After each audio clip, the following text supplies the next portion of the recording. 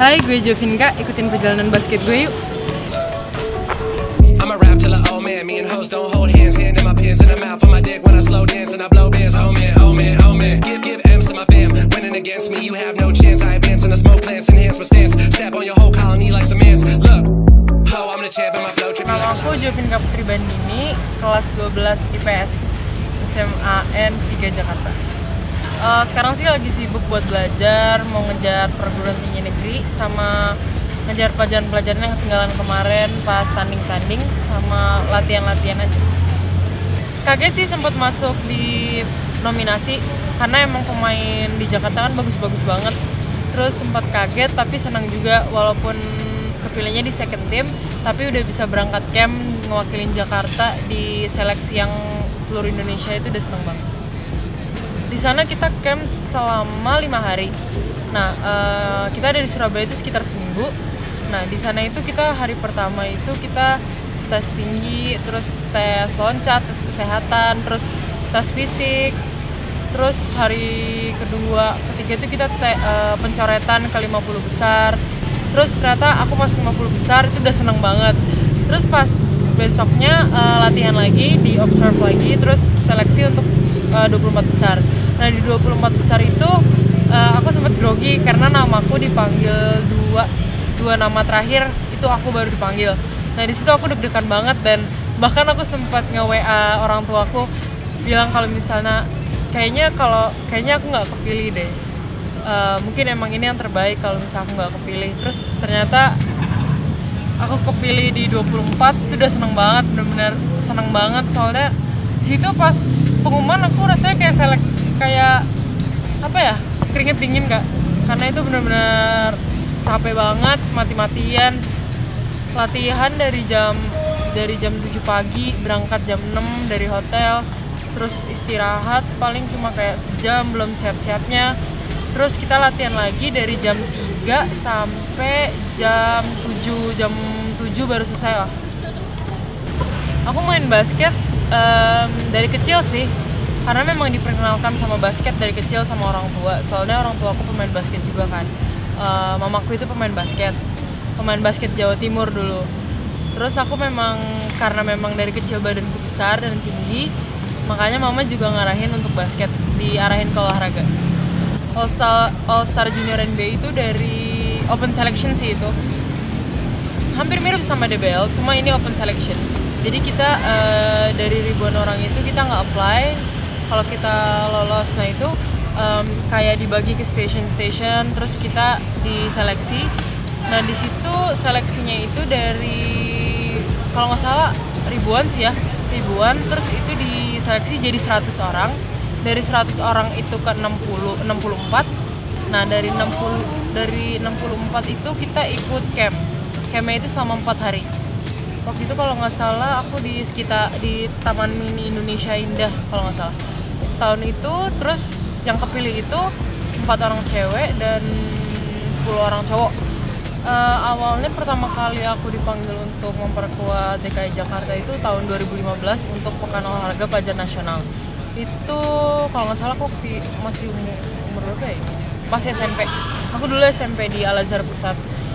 Itu pertama kali aku memperkuat DKI Jakarta. Itu aku dipanggil terus seleksi. Terus kedua itu aku memperkuat DKI Jakarta itu pas Pekan Olahraga Pelajar Wilayah di Jakarta. Terus yang ketiga itu Pekan Olahraga Pelajar Nasional 2017 di Semarang. Terakhir itu aku 2017 itu. Keteteran sih iya, capek juga, cuma emang itu resikonya sih, karena kan kita student athlete juga, jadi harus menerima resikonya. Dulu MVP di JRBL itu terkesan. Tapi kalau ditanya yang bener-bener paling berkesan itu aku cedera. Dulu itu pertama kali kena ACL itu nama cederanya di lutut kanan. Jadi ACL ku itu putus total dan harus dioperasi kalau misalnya memang aku mau lanjut main basket lagi untuk main high impact. Sebenarnya nggak dioperasi nggak apa-apa, cuma karena aku memilih untuk lanjut basket lagi dan main untuk high impact, maka aku dioperasi pada tanggal 30 Desember tahun 2016. Recovery-nya cukup lama sih, recovery-nya itu 8 bulan. 8 bulan itu udah main basket lagi dan memperkuat DKI Jakarta di Pekan Olahraga Pelajar Nasional, terus dapat medali perunggu. Banyak sih, itu sih salah satu sedihnya kalau lagi main basket. Banyak orang yang nggak percaya sama kita, banyak orang yang ngeraguin kita, apalagi kalau misalnya orang yang kayak pernah cedera kayak aku. Dulu aku mikir percaya sama diriku sendiri itu cukup, tapi aku sendiri belum kuat terima itu. Dulu aku waktu udah main basket lagi pas tahun 2017 itu, di situ aku masih merasa aku belum stabil mainnya, belum kayak dulu, belum kayak sekarang juga.